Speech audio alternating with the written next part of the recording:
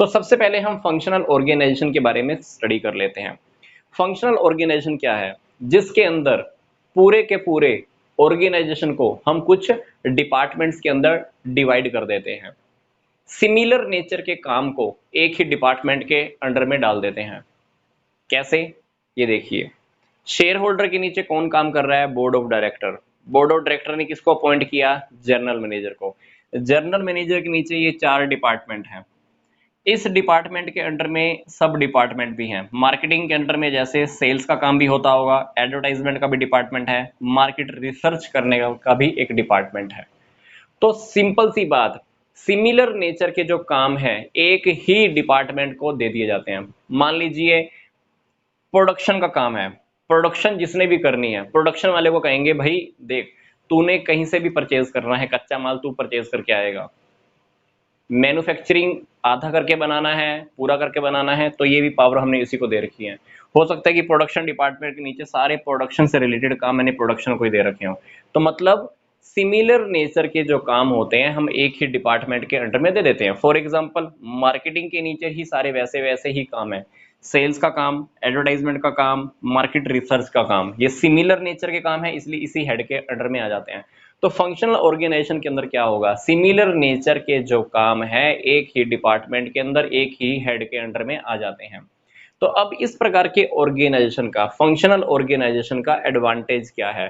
पहला एडवांटेज तो ये है कि हर किसी को स्पेशलाइजेशन की बेनिफिट मिल जाती है। सेल्स डिपार्टमेंट में जितने भी लोग काम करेंगे उनको सेल्स की पूरी इंफॉर्मेशन रहेगी। 1 साल 2 साल 3 साल के बाद उनको अच्छे से सेल करनी आ जाएगी, हमको सेल कैसे करनी है। प्रोडक्शन डिपार्टमेंट जो बार बार प्रोडक्शन करेगा तो नई नई टेक्निक लगाएगा, नई नई टेक्निक लगाएगा तो प्रोडक्शन कराने की नई नई टेक्निक मिलेंगी। हो सकता है कि आपको कॉस्ट बहुत कम पड़े, खर्चा बहुत कम पड़े, आप काफ़ी सारा प्रोडक्शन काफ़ी अच्छा क्वालिटी का करना भी स्टार्ट कर सकते हो।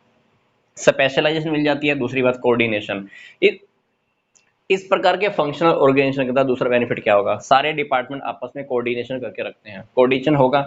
अब प्रोडक्शन डिपार्टमेंट में प्रोडक्शन करना है, कच्चा माल खरीद के लाएगा तो पैसा तो चाहिए, किससे कोऑर्डिनेशन करेगा? फाइनेंस से, है ना। प्रोडक्शन जब हो जाएगा तो फिर सेल होगी, सेल वाले को कोऑर्डिनेशन करना पड़ेगा मार्केटिंग वाले से, है ना। प्रोडक्शन से करेगा।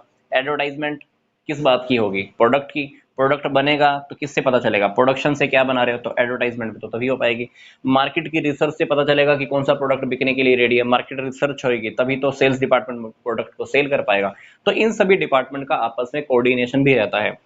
एफिशिएंसी बढ़ेगी, मैनेजमेंट वालों की एफिशिएंसी बढ़ेगी, फाइनेंस वाले का काम करने का तरीका बढ़ेगा। फाइनेंस वाले को अब पता लग जाएगा कि मेरे को कहाँ से लोन अच्छे से मिल सकता है, कम इंटरेस्ट के ऊपर मिल सकता है। एडवर्टाइजमेंट वाले डिपार्टमेंट की एफिशिएंसी बढ़ जाएगी।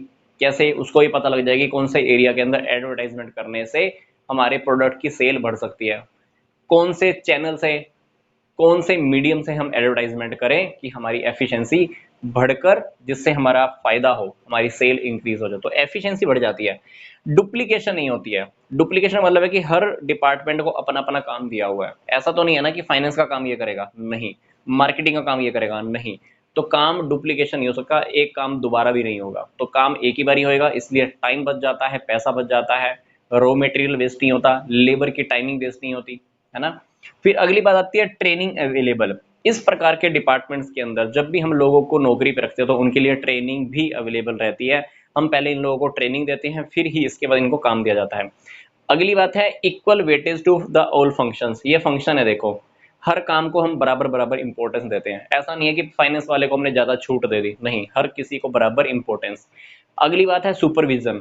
सुपरविजन भी रख सकते हैं। प्रोडक्शन वाले के ऊपर अलग से निगरानी हो सकती है, इसके ऊपर अलग से निगरानी, इसके ऊपर अलग से निगरानी हम रख सकते हैं। सुपरविजन मतलब पर्यवेक्षण अच्छे से हो सकता है।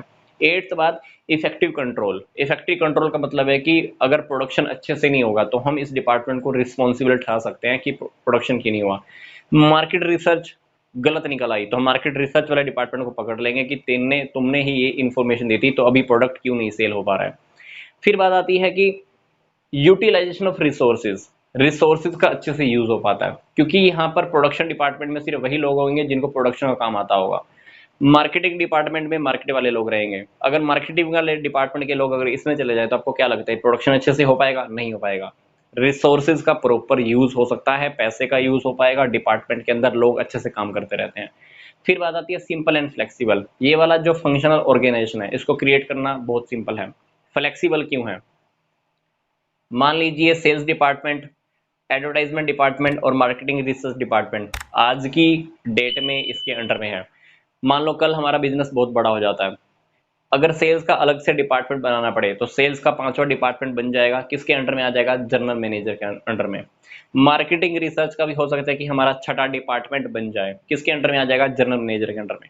अभी तक हमारे पास जनरल मैनेजर के अंडर में कितना डिपार्टमेंट है? 1 2 3 4। हो सकता है कि अभी ये पांचवा डिपार्टमेंट, छठा और सातवां भी बन जाए। तो फ्लेक्सिबिलिटी होती है, मतलब कभी भी आप इस प्रकार की ऑर्गेनाइजेशन के अंदर चेंज कर सकते हो।